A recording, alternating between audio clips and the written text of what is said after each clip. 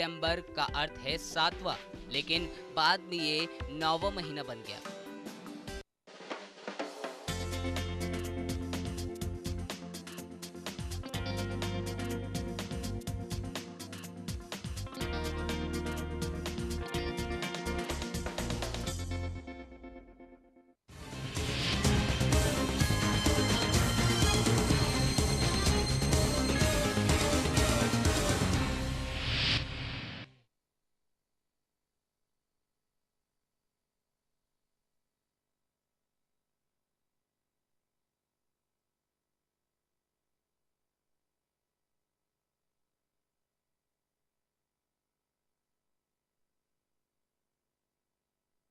गोविंद आशुतोष, हमारे खास कार्यक्रम आंदोलन में आपका बहुत बहुत स्वागत है। आंदोलन के जरिए अगर हम रिलायंस एनर्जी की बात करें तो अलग अलग इलाकों से हम आपको परिचय करा रहे हैं कि वहाँ के लोग किस कदर परेशान हैं रिलायंस एनर्जी के बिल से। आज हम अंधेरे ईस्ट में हैं और निश्चित रूप से यहाँ भी हम उसी विषय पे बात करेंगे ताकि आम लोगों की जो भावनाएं होती है वो आप तक पहुँच सके। लेकिन सबसे पहले कुछ चेहरे हम दिखाना चाहेंगे अपने स्क्रीन पर। हमारे कैमरामैन आनंद वर्मा सब चेहरे को दिखाएं जो आज इस मुद्दे पर अपना अपना पक्ष रखेंगे। जाहिर है इसमें बहुत सारी बातें होंगी और कई पार्टी के भी लोग हैं, शिवसेना हो, मनसे हो, कांग्रेस हो या फिर जो भी पार्टियां हैं उनके भी प्रतिनिधि यहाँ पर मौजूद हैं। लेकिन सबसे पहले इनकी जो भूमिका है उस पर हम ये जानने की कोशिश करेंगे कि आम आदमी की जब कमर टूट रही है महंगाई में और झटका दे रही है रिलायंस एनर्जी का बिल, तो निश्चित रूप से आम आदमी का जो पूरा बजट है वो हिल गया है। अंधेरे ईस्ट के लोग क्या कहते हैं यही जानने की कोशिश करेंगे। सबसे पहले जय सिंह हमारे साथ हैं। जय सिंह, आप आम आदमी की भावनाओं को समझते हैं, आप किस तरह से देखते हैं जो बिजली बिल आता है तो? बिजली बिल के जो करंट है उसको रोकने के लिए कई सारे उपाय इलेक्ट्रिशियन करते हैं, लेकिन ये जो पूंजीपतियों की कंपनी है रिलायंस, ये जो आम गरीबों की जो जेबें काट रही है, कहाँ 20 25 50 रुपए बिल आना, आज 2 2 4 4 यूनिट के 1000 1500 रुपए बिल आ रहे हैं। तो आम आदमी इससे परेशान है और मुझे लगता है कि महाराष्ट्र की जो सरकार है और ये रिलायंस जो प्राइवेट कंपनियां हैं, इनका जो आपसी तालमेल है, ये महाराष्ट्र की जनता को कब्र में डालने के लिए काफ़ी है। इतना बिल बढ़ा हुआ है। लेकिन अगर हम शिकायत की बात करते हैं तो कोई सुनवाई नहीं होती। आपको नहीं लगता कि मनोबल भी तोड़ने की साजिश हो रही है रिलायंस की तरफ से? राजनीतिक पार्टियों का ये मनोबल तोड़ना तो इनका आम बात है। ये तो आज जो वर्तमान महाराष्ट्र की सरकार है, ये फूट डालो राज्य करो का कार्य करती है और इसके लिए राजनीतिक पार्टियां जो विरोधी भी है वो लड़ती हैं, दिखावा करती हैं और फिर चुप हो जाती हैं। कुछ नहीं होता, हर साल इसके बिजली बिल भरने के लिए लड़ाई होती है, लेकिन कोई कमी नहीं, सब आम आदमी एकदम मज़ा लेता है, हर साल बिल भरता है और चुप रहता है। ये जो मजबूरी हो गई है, नियति बन गई है, आम आदमी को बिल भरना पड़ेगा, नहीं तो उसको अंधेरे में रहना पड़ेगा। ये किस तरह की अंधेरगर्दी है, यही हम जानने की कोशिश कर रहे हैं। हमारे साथ मनसे के नेता हैं विशाल जी। विशाल जी, आप किस तरह से देखते हैं इस समस्या को? खरं म्हणजे बघायला गेलं तर माझंच बिल एवढं जास्त येते आहे की मी काय करायचं आता आंदोलनाच्या तयारीत आहे मी. कारण की माझ्यासारखं ठीक आहे, माझा 1700-1800 रुपया बिल दर महिन्यात येते. एवढं म्हणजे 1200 1000पर्यंत होतं, तर डायरेक्ट 600-700 वाढले. माझं ठीक आहे, चला मी ठीक आहे, पण माझ्यापेक्षा अजून कितीतरी गरीब जण आहे, त्यांचा पगारच 3000-4000, त्यांना पण 1000 रुपये बिल येते. आता हे मला समजत नाही, हे लोक कसे काय बिल देतात. हे अंदाजपंची हे लोक एका महिन्यात एवढं आलं तर ते दुसऱ्या महिन्यात म्हणजे बघत नाही, लोक युनिट चेक नाही करत, असे ते बिल देतात. तर ह्याच्यासाठी मोठा काहीतरी उपाय व्हायला पाहिजे. प्रत्येक पार्टी एक होऊन रिलायन्सच्या विरोधात एक मोठं आंदोलन करायला पाहिजे, तेव्हाच ह्याच्या काहीतरी होऊ शकते. तर मला वाटत नाही, नाहीतर असंच चालू राहणार कोणी पुढाकार घेतला नाही तर. विशाल जी का कहना है कि ये जो समस्या है इससे निपटने के लिए आपको आंदोलन करना होगा, तभी सरकार की आंख खुलेगी, रिलायंस एनर्जी का जो ध्यान है थोड़ा बहुत इधर आएगा। लेकिन ये जो मजबूरी है कि आम आदमी कब तक आंदोलन करेगा, कब तक प्रदर्शन करेगा, और लगातार ये जो सवाल है वो बरकरार है। सर, आपसे जानना चाहेंगे शेतकर साहब कि आप किस तरह से देखते हैं समस्या को? नहीं, इनके बारे में आप ही पकड़े ना, बताने का जावे है तो मेरे को भी बिल तो ज़्यादा आता है। बहुत बार रिक्वेस्ट किया है, वो लोग आते हैं थोड़ा कम करते हैं, बाद में वही के वही रहते हैं। लेकिन मेरे नज़र में एक बात ऐसी आई है कि चकालका वो जो एरिया है उधर किसी का मीटर और किसी के ऊपर वो वापरने को दिया जाता है, जिसका बिल 3 से 4 लाख तक आ जाता है।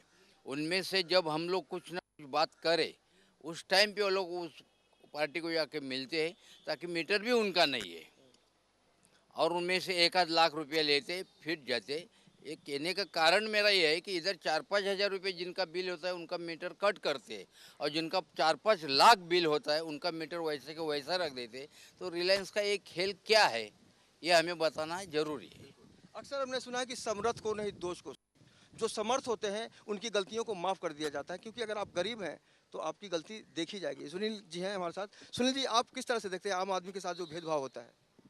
देखिए सर, हमने ऑलरेडी रिलायंस के खिलाफ एक बहुत बड़ा जन आंदोलन किया था। अब इसमें विषय ऐसा है कि जैसे ब्रिटिश राज के अंदर लोग मजबूर होते थे, मजबूत नहीं होते थे, उसी तरह ऐसा लग रहा है कि आज़ाद हिंदुस्तान में ये रिलायंस कंपनी के जो पूंजीपति है बड़े बड़े, वो कहीं हम गुलामी की ओर न लेकर जाए कि ऐसी मजबूरी बना कर रखें। इस महाराष्ट्र शासन ने पूरे महाराष्ट्र के अंदर जहाँ जहाँ पर रिलायंस की इलेक्ट्रिसिटी जाती है, कई बस्तियों के अंदर कोई कार्रवाई नहीं है, बिजली की चोरी होती है। एक वोट बैंक पॉलिटिक्स के लिए एक विशिष्ट एरिया में आप जाकर देखिए, कहीं भी आप जाकर इतने चोरी करते हैं, उसके ऊपर कोई कार्रवाई नहीं है। हमारे जैसे बस्ती में आप आए और कोई अगर लाइट ले ले तो उसके ऊपर तुरंत कार्रवाई होती है। हमारे लोग ईमानदारी से बिल भरते, चाहे जितना है, 1000 आए, 2000 आए, 5000 आए, सब आए। और ये सबसे बड़ा दुर्भाग्य है मुंबई शहर में, एक सिटी के अंदर ही, कि हम यहाँ पर रहते, वेस्टर्न में रहते हैं, हम रिलायंस का उपयोग करते हैं। रिलायंस में बिल लगाने की क्या सिस्टम है आप बताइए, पर यूनिट क्या लगाया जाता है। और इसी सिटी के अंदर सिटी साइड में चर्च गेट और कुला है, वहाँ पर बीएसटी का बिल आता है, वो सस्ता है। एक ही मुंबई शहर के अंदर 4-4 नियम कैसे लगाए? बिजली एक ही है, कंपनी अलग अलग है, तो क्यों नहीं बीएसटी जैसे 4 कंपनी और ये महाराष्ट्र शासन परमिशन दे, जिसके कारण आम आदमी को बिजली इस्तेमाल करते समय एक सस्ते दर से बिजली मिले। ये मुझे कहना है। और ये अगर नहीं होता है तो मुझे लगता है इसमें महाराष्ट्र शासन फेल है कि ये सामने सामने दिख रहा है, एक ही सिटी में 2 नियम, तो ऐसे कैसे चलता है? तो ये जो आरोप लगता है कि सरकार को चलाने में पूंजीपतियों की बड़ी अहम भूमिका थी, आप मानते हैं इसको? हाँ, 100% कि ये सामने सामने अगर दिखाई दे रहा है इस प्रकार का, तो इसमें कार्रवाई करने में क्या प्रॉब्लम? मैंने एक बार एमएससीबी के अंदर इस चीज़ को 18 मिनट मैंने भाषण किया था इस विषय के ऊपर, लेकिन आगे मैंने देखा कोई कार्रवाई नहीं किया उन्होंने। ये ऐसे के ऐसे उन्होंने इस प्रकार से विषय रख दिया। और जब पूरा आंदोलन हुआ, आंदोलन होने के बाद में देखा कि हर पॉलिटिकल पार्टी ने आंदोलन किया। भारतीय जनता पार्टी ने किया, शिवसेना ने किया, मनसे ने किया। थोड़ा दिन आंदोलन के समय कुछ होता है, बाद में फिर एज इट इज परिस्थिति होती है कि वही रिलायंस की मजबूरी, लोगों की मजबूरी की लाइट काट नहीं सकते, कट करा नहीं सकते। अब चाहे बर्तन घसने वाले लोग हो, चाहे करोड़पति लोग हो, बिल तो भरना ही है आपको। और मुझे लगता है इसमें और कंपनियों को परमिशन देकर ये जो रिलायंस की मोनोपोली है, ये मुंबई शहर से तोड़ना बहुत जरूरी है।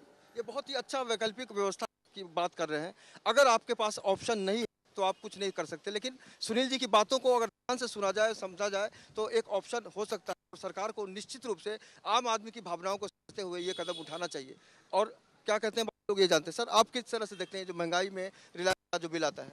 रिलायंस का बिल तो कैसा है कि वो जो कहावत है ना, जिसके हाथ में लाठी उसी की भैंस, वही चल रहा है। कोई टैरिफ सिस्टम नहीं है।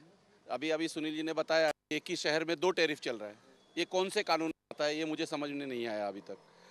और सरकार के जो नियम है, जो कायदा है, जो कानून, उसके तहत जनता के बारे में कुछ सोचा जा रहा है, ऐसा कुछ दिखाई नहीं पड़ रहा है। अब तो मजबूरी यहाँ तक आ चुकी है कि केवल इलेक्ट्रिसिटी का बिल भरने के लिए परिवार से किसी एक आदमी को एक्स्ट्रा नौकरी करना होगा कि भाई बिल भरना है तो इसने भी करना चाहिए, पढ़ाई लिखाई छोड़ करके। और समय पर न भरो तो कनेक्शन काटने के लिए तो तुरंत हाजिर हैं। और अभी जैसे चर्चा में आया कि एक विशिष्ट एरिया में जाइए, वहाँ पर लाखों का बिल है, फिर भी बिजली दिन रात चल रही है।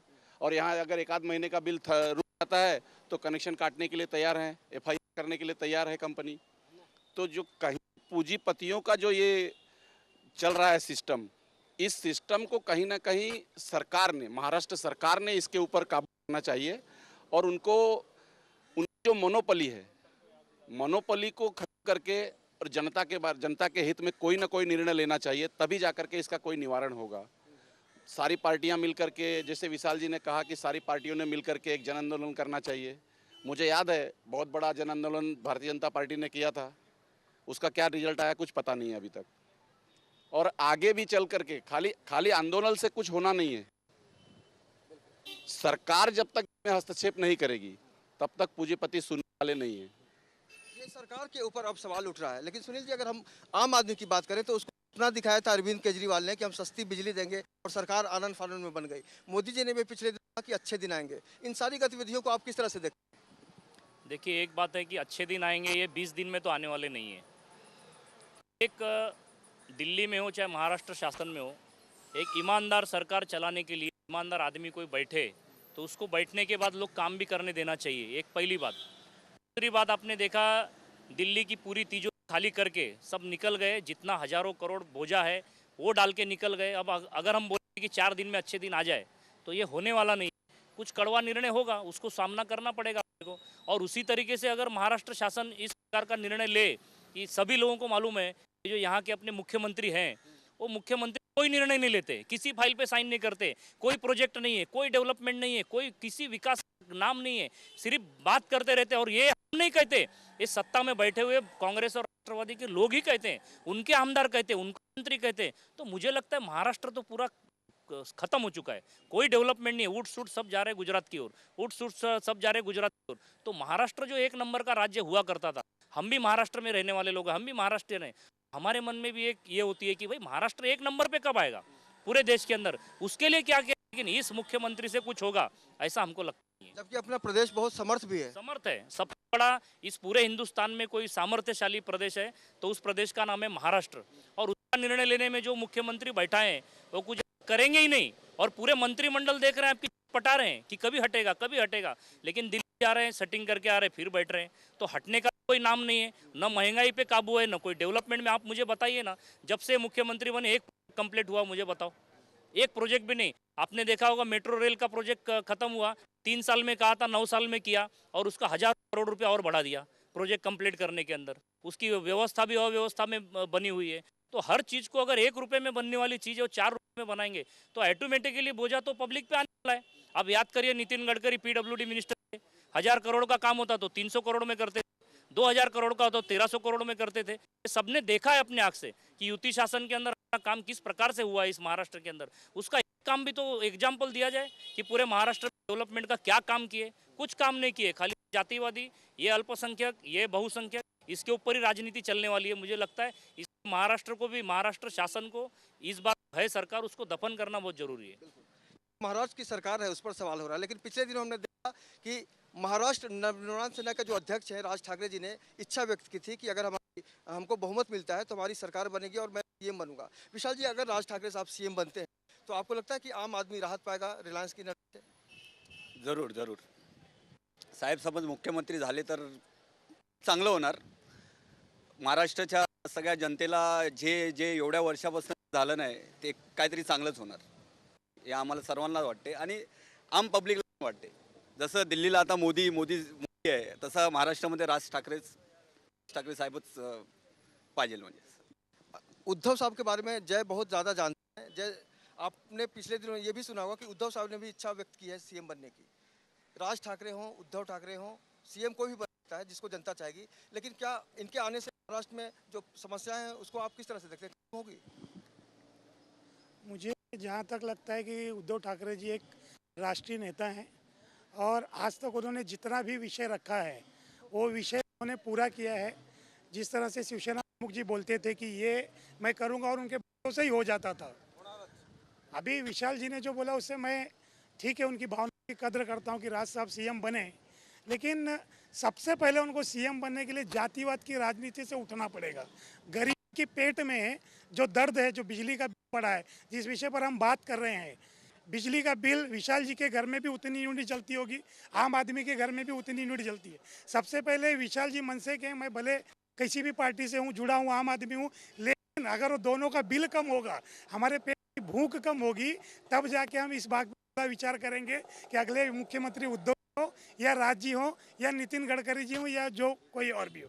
सबसे पहले बिजली का बिल कम हो, फिर इसके बाद चुनाव के बारे में बात करेंगे। ये जो सीएम जो होता है, जिसको हम मुख्यमंत्री कहते हैं हिंदी में और चीफ मिनिस्टर कहते हैं इंग्लिश में, लेकिन आम आदमी की एक ही भाषा होती है ज़रूरत की, और ज़रूरत को लेकर हर कोई यही चाहता है कि उसको सुविधाएं मिलें, और सीएम अगर चाहेगा तो प्रदेश की स्थिति बदल सकती है। आपको लगता है कि सीएम अगर हमारे चाहे तो सब कुछ ठीक हो सकता है? नाही, आता काय सीएमवर अवलंबून नाही, कारण लोकांना सगळ्यांना कळायला लागलं कुठलाही सीएम येऊ द्या, त्याचे नियम काय ते लोकांना पटत नाहीत। आज लोकांकडे विशेष पाहण्याचा कल असा आहे की ज्याला चहा देखील पिताना नाकी नव येतात की 15 रुपये झालेले आहेत. चहाचा भाव जर उतरू शकत नसेल कोणतं सरकार, तर ते सरकार मग निकामीच ठरलं जातं आहे. आणि या काँग्रेस सरकारचं तर कधी नावच घ्यायला नको. आज प्रत्येकाला असं वाटतं की आम्ही कोणीतरी मुख्यमंत्री व्हावं, पण ते मुख्यमंत्री होण्याच्या आधी महाराष्ट्राचा व्याप किती आहे, महाराष्ट्राची लोकसंख्या किती आहे, महाराष्ट्राचे प्रश्न किती आहेत, त्यापैकी आपण काय सोडवलेले आहेत, हे कसे सोडवले जातील याच्यासाठी नेमका पाठपुरावा कसा करायचा ह्या गोष्टींचा अभ्यास पाहिजे. मंत्री बदलले तर सेक्रेटरी तेच राहतात, फाईल ते दाबण्याचं काम तेच करतात. त्याच्यामुळे तुमची कामं कोणतीही जरी आपण इथं आश्वासन देऊन गेलं तरी ते काम त्यांचं होत नसतं.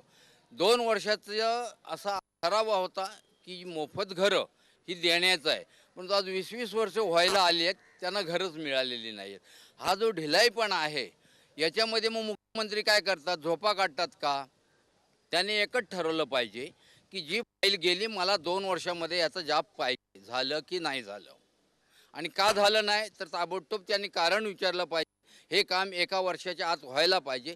ही दखल घेण्याचं काम आणि तेवढी ताकद ज्या मुख्यमंत्र्यात असेल त्यांनी बेलाशक व्हावं. आज सध्या तरी उद्धव ठाकरेंचं नाव हे पुढं आहे.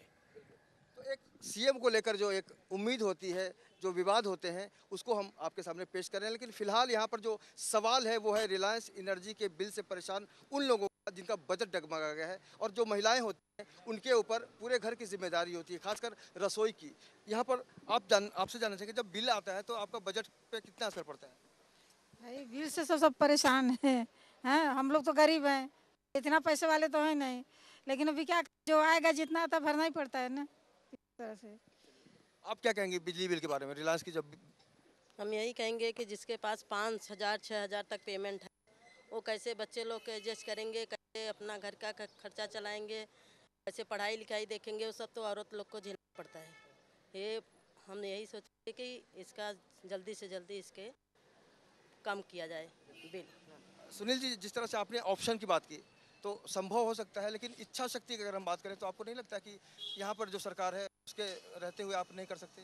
नहीं, ये तो हम 10 साल से 15 साल से यहाँ पर आघाड़ी की सरकार है, और हम 15 साल से देख रहे हैं कि कोई, मैंने जैसे कहा कि कोई विकास का काम नहीं है, कोई इच्छा शक्ति नहीं है, काम करने की इच्छा नहीं है किसी के बाद।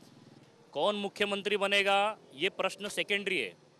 पहला जो मुख्यमंत्री बनने वाला व्यक्ति है, उसकी, जो भी मुख्यमंत्री बने, मुख्यमंत्री बनने के बाद उसकी संकल्पना क्या है महाराष्ट्र के बारे में, महाराष्ट्र की बाउंड्री में कितने शहर आते हैं, कितने गाँव आते हैं, किस गांव में क्या समस्या है, किस शहर में क्या समस्या है, उसकी जानकारी है क्या।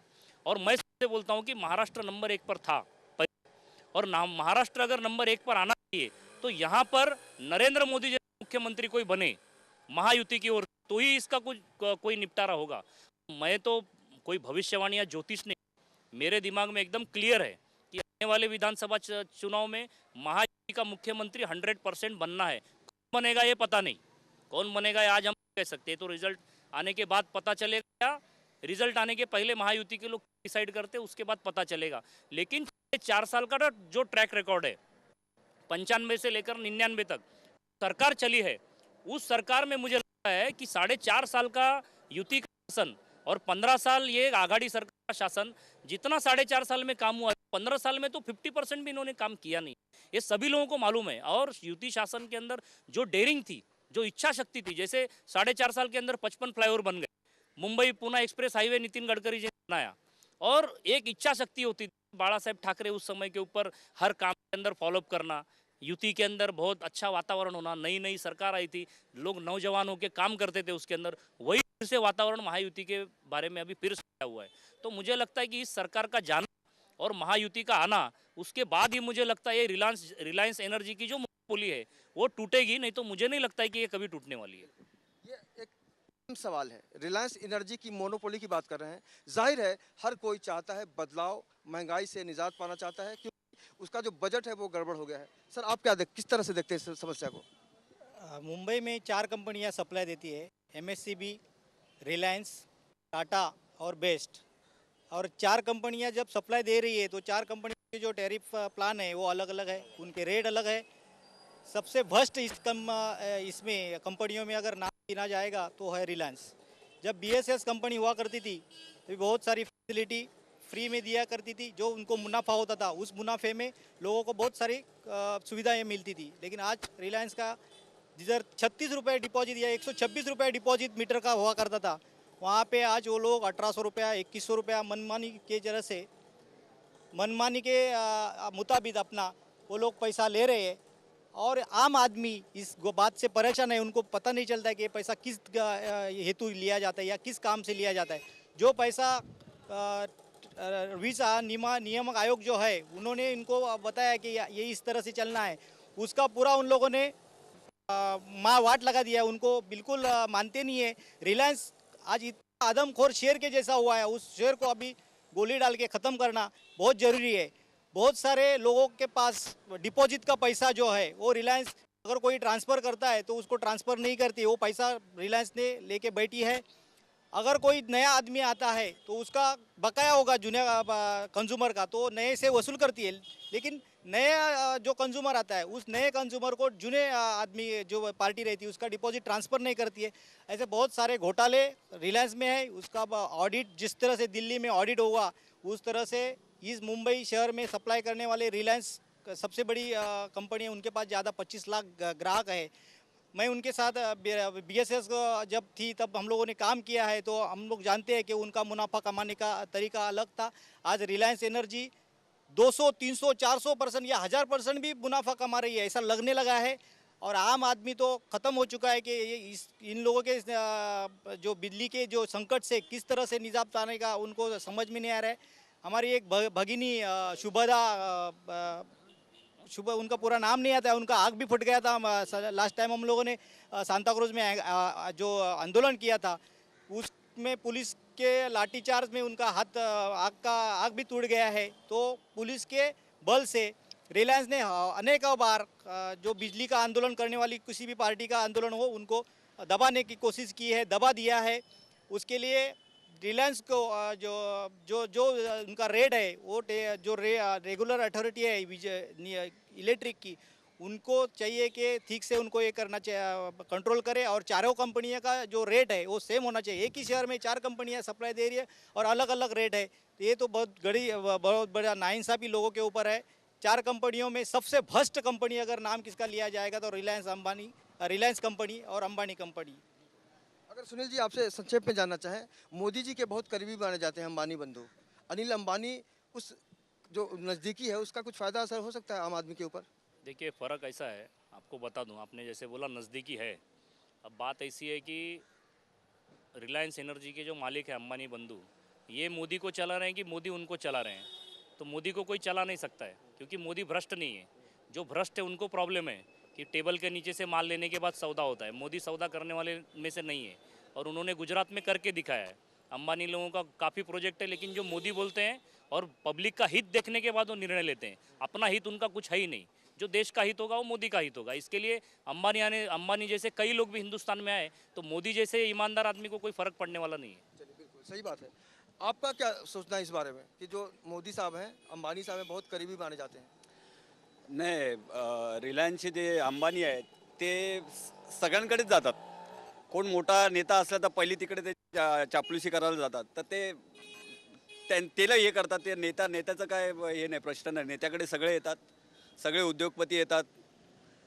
तर त्या नेत्याची चुकी नाही. ह्यांचंच काहीतरी कोण सरकारमध्ये आलं तिकडे लोक जातात, ते सरकार गेले तर लगेच दुसऱ्या सरकारकडे जातात. तर असं नसते. जो नेता आहे, जो प्राईम मिनिस्टर असून ते मुख्यमंत्री, त्याला भेटायला सगळे येतात. हाँ, ये जो जय, हम अगर हॉकर्स वालों की बात करें, आज़ाद हॉकर्स यूनियन की तरफ से आप आम आदमी की मजबूरियों को हमेशा उठाते रहे हैं, उनकी समस्याओं को, उनकी क्या भावना है इस बिजली बिल की जो बढ़ोतरी हो रही है? वो तो एकदम जिंदा लाशें हो चुकी हैं। क्योंकि मैं जहाँ तक इतिहास जानता हूँ, 600 रुपये की नौकरी करने वाले धीरू भाई अंबानी एक सपना लेके चले, कर लो दुनिया मुट्ठी में, और आज उन्होंने दुनिया मुट्ठी में कर ली। और उस मुट्ठी के नीचे जो कब्र है उसमें गरीबों की लाशें दबी हुई हैं, जिसका कोई देखने वाला नहीं है, चाहे वो आने वाली सरकार हो या जाने वाली सरकार हो।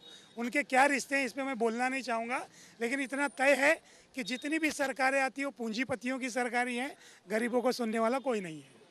ये जो है गरीबों को सुनने के लिए कोई तैयार नहीं है, जबकि सरकार है और सरकार होने का जो एहसास है उसको कहीं ना कहीं से हम उसमें कमी देख रहे हैं इस भावना में। आपको नहीं लगता कि सरकार के प्रति जो एक उम्मीद होती है, भरोसा आता है, उसमें भी कमी आई है? देखिए सर, सबसे पहले कहने वाली बात है, अनेक लोगों ने अनेक तरीके का वक्तव्य दिया है। उम्मीद पे दुनिया कायम है। पूरे देश ने अगर नरेंद्र मोदी के साथ आस्था दिखाया है, उन पे भरोसा किया है, तो जाहिर रूप से हम सभी को भी भरोसा करना चाहिए। बशर्ते समय है कि कोई जादू तो है नहीं कि आज बैठे और कल छू मंतर किए और सब हो जाना है। समय का इंतजार करिए, पॉजिटिव रिजल्ट आएगा, यही कहूँगा। और सारे जितने प्रांतों के मुख्यमंत्री हैं, आज कम से कम एक बार उनके मुंह से ये निकलता तो है। ये तो पॉलिटिकल बातें लग रही हैं। जा करके दिखिए। लेकिन आम आदमी की भावनाओं को आंकड़ा नहीं चाहिए, समय नहीं चाहिए, उसको सुविधाएं चाहिए। सुविधाएं तुरंत तो कोई ऐसा है ही नहीं कि आज आप नौकरी पे लगे आज आप अमीर बन जाएंगे, ऐसा तो पॉसिबल नहीं है। जब लोगों ने इतना खोखला कर दिया है देश को, जब एक अच्छा व्यक्ति आया है, तिजोरी में पहले कुछ भरेगा, घर में राशन भराएगा, तब महीना भर खाएगा, तो वही हाल है इस समय इस देश का। सारे लोगों ने जड़ खोद खोद करके खोखला कर दिया है। अब पुनः पौधा लगा है, फल उगेगा, इंतजार कीजिए। इंतजार कीजिए। सुनील जी, आपके ऊपर भी बड़ी चुनौती आ गई है, क्योंकि आम आदमी नाराज तो है ही, इतना तो समझते होंगे आप। उनको आप क्या कहना चाहेंगे कि कितना बर्दाश्त करें वो? देखिए, हम भी एक आम आदमी हैं, भले राजनीतिक पार्टी में काम कर रहे हैं, लेकिन हम भी एक आम आदमी हैं। लोगों को क्या तकलीफ हो रही है भाड़ा बढ़ने से या इस प्रकार से, ये सभी लोगों को समझ में आता है। लेकिन जैसे मेरे मित्र ने अभी कहा कि भाई हम लोग कोई जादूगर तो है नहीं कि तुरंत 20 दिन के अंदर कोई हम चीज़ को कम कर दें। 5 साल के लिए हमको जनमत मिला हुआ है। 65 साल से जो देश को सड़ाया गया है, जो पीछे ढकेला गया है जातिवादी की राजनीति के अंदर, तो उसको कम से कम 60 महीने तो हमको होने चाहिए कि नहीं लाने के लिए। 20 दिन में तो हम कुछ करने वाले नहीं है, और अगर 60 दिन में हम नहीं आएंगे तो हमको भी रास्ता दिखाने वाली पब्लिक, तो हमको रिजल्ट तो देना ही है। और आपने देखा होगा कि कैबिनेट की बैठक होने के बाद 20 दिनों में ऐसा ऐतिहासिक निर्णय एक जो मोदी जी ने लिया, इसके पहले कभी 65 साल में लिया नहीं है कि कोई भी मंत्री का पीए रहेगा वो खुद के परिवार का नहीं रहेगा। इसके पहले कभी किसी ने किया था क्या? काला धन विदेश से लाने के लिए एसआईटी गठित किया, इसके पहले कभी किसी ने किया था क्या? अनेक निर्णय मोदी जी ने 20 दिन के अंदर लिया है। नर्मदा मानसरोवर को 30 फुट और हाइट देना चाहिए, उसके लिए तुरंत सैंक्शन दिया, काम भी चालू किया। ये जो काम करने का एक डेयरिंग है, लोगों की इच्छा शक्ति जो वो बहुत बड़ी है। अब थोड़ा उसमें पूरी तिजोरी पूरी साफ करके निकल गए, हजारों करोड़ का भ्रष्टाचार करके निकल चुके। अब ये भगवान से मनाया जाए कि जो कालाधन विदेश में रखा हुआ है और जो देश में कांग्रेसी लोगों ने हजारों करोड़ जब्त पूरा खा चुके, उसको अगर निकालकर गरीबों के लिए सोचा जाए तो पूरा देश डेवलपमेंट में आ जाएगा। ये भी बहुत अच्छा ऑप्शन है। काला धन को लेकर मोदी सरकार ने एक गंभीरता दिखाई है और उसकी शुरुआत भी हो गई है, लेकिन आम आदमी के अंदर इच्छा शक्ति नहीं है महंगाई से लड़ने की। बार बार हम अलग अलग इलाकों से जानकर आपको बताते हैं। सर, आपको लगता है कि आम आदमी के अंदर इच्छा शक्ति है लड़ने के लिए कि हम महंगाई से और लड़ें? नहीं, आम आदमी का तो सुनता ही नहीं है कोई। तो पहली बात तो ये है, लड़ने की शक्ति सब में है, लेकिन सुनना चाहिए ना। जब बड़े बड़े लीडर लोग का सुनते नहीं तो आम आदमी का क्या सुनेंगे? तो जब आम आदमी की सुनने वाला कोई नहीं है, राम भरोसे देश चल रहा है, लेकिन अब बदलाव की स्थिति बन रही है, आम आदमी समझने लगा है। लेकिन रिलायंस एनर्जी के बिल को लेकर जो परेशानी है उससे हर कोई परेशान नज़र आता है, बातें बड़ी बड़ी होती हैं। आपके आसपास भी कोई समस्या है या आप रिलायंस एनर्जी से परेशान हैं तो हमारे टीवी स्क्रीन पर हमारा नंबर फ्लैश हो रहा है, आप हमें फ़ोन करिए, हम बनेंगे आपकी आवाज़। आज के सफ़र में इतना ही, कल फिर मुलाकात होगी। तब तक हमारे कैमरामैन आनंद वर्मा के साथ मुझे यानी अवनिंद्र आशुतोष को दीजिए इजाज़त। नमस्कार।